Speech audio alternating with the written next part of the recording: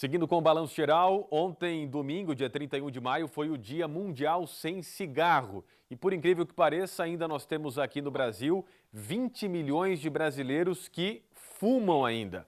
Está com a gente aqui o médico pneumologista, o Dr. Ricardo Albanese. Doutor, muito obrigado pela sua participação.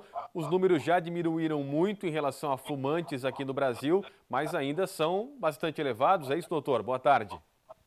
Boa tarde. Infelizmente, ainda temos muitos fumantes no Brasil. Grandes coisas foram atingidas através de dias como esse, da procura intensa da diminuição do tabagismo, através dos médicos, através da informação, mas infelizmente ainda temos muitas pessoas fumando. Doutor, e agora em meio a essa pandemia do coronavírus, né? Para quem fuma, o vírus pode ser ainda mais perigoso? Com certeza, a gente teve, pelos dados, muito mais internação relacionada a pacientes que fumam e necessidade de UTI e mortalidade. Isso, no mínimo, 30% de risco maior de internação e de visitas à UTI até 70% a mais. Doutor, todo mundo sabe que o cigarro faz mal, né? Acho que até falar em malefícios do cigarro, agora tem essas novas modas aí também. Tem o tal do narguilé, da xixa, o cigarro eletrônico. Esses novos, né, fumos aí são mais perigosos que o tradicional cigarro, até, doutor? Ou não é mito, isso não é verdade? São mais perigosos, são maneiras com que a indústria do tabaco faz com que tente ludibriar o jovem, mostrando que não tem tantos malefícios, mas isso não é verdade. A xixa, o narguile, pode transmitir inclusive o coronavírus através do seu bucal. Eles são cancerígenos e causam dependência química. Você deve evitar ao máximo o uso desses. Tivemos uma mortalidade importante no ano passado relacionada ao uso do cigarro eletrônico, em função dos produtos químicos que são inseridos naquele líquido que vai dentro do cigarro eletrônico. Então, por favor, evite qualquer tipo dessas novas modalidades de uso do tabaco. Agora, doutor Ricardo, o jovem que está assistindo aqui o Balanço Geral, o pai, a mãe, né? Muitas vezes o jovem até justifica, mas eu sou jovem, vou fumar até ali os 25, 30 anos, 35, 40, sei lá, depois vou parar. Isso é ruim também, doutora?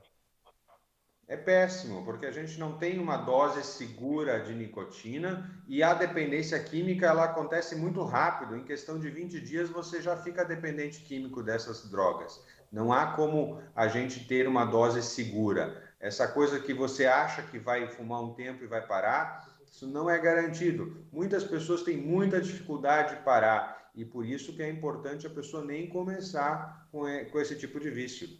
Doutor Ricardo, vamos falar então um pouquinho mais sobre os males aí, né, que provocam, né, o cigarro, a xixa, o cigarro eletrônico agora que está na moda aí também, infelizmente. Então vamos lá, quais são os perigos aí para a saúde das pessoas, doutor?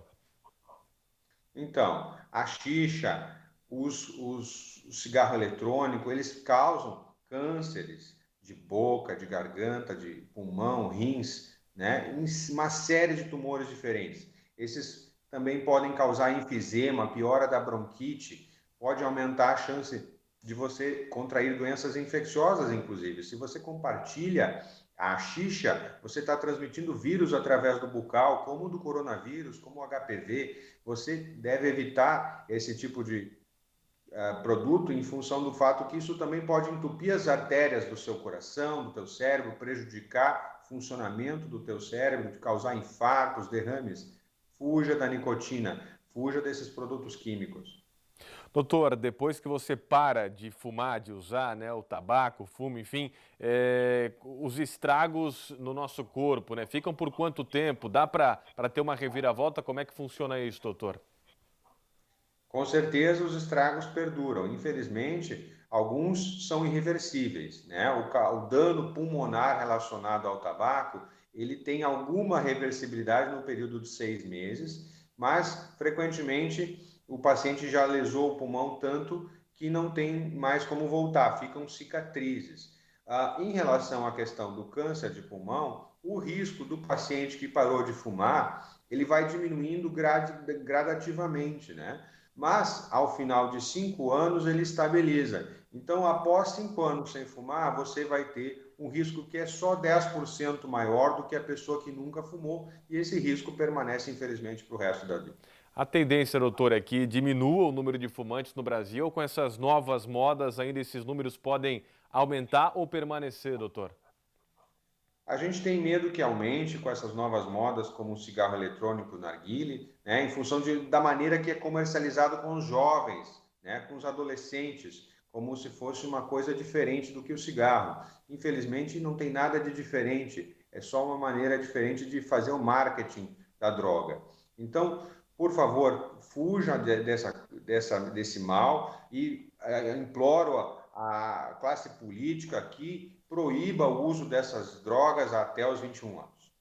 Até os 21 anos, essa é a sua posição, doutor? Pelo menos até os 21. E eu Em quero... vários lugares do mundo está sendo preconizado a proibição do uso do cigarro eletrônico até os 21 anos. Certo. Hoje aqui no Brasil é 18 anos, né? A idade que você pode começar a usar o cigarro. É isso, né, doutora? É essa possibilidade, né? Sim, infelizmente não é aplicado de maneira correta, mas é 18 anos e o cigarro eletrônico é proibido no Brasil, mas ele é contrabandeado com frequência. Tá bom, obrigado pela sua participação, agradeço, o alerta foi dado aí à nossa comunidade, ontem foi o Dia Mundial do Cigarro, é mais uma data de conscientização da nossa saúde em tudo isso que a gente está vivendo aí por causa dessa pandemia também do coronavírus, lembrando que os fumantes, né, o risco é maior, até inclusive de se pegar o coronavírus de ir para uma UTI, né, doutor, de ficar numa UTI, ficar muito tempo e, claro, muitas vezes até morrer, né, doutor? Com certeza, aumenta o risco de morte também. Tá bom, muito obrigado mais uma vez, um abraço, doutor Ricardo Albanese, pneumologista, até a próxima, doutor, obrigadão. Obrigado.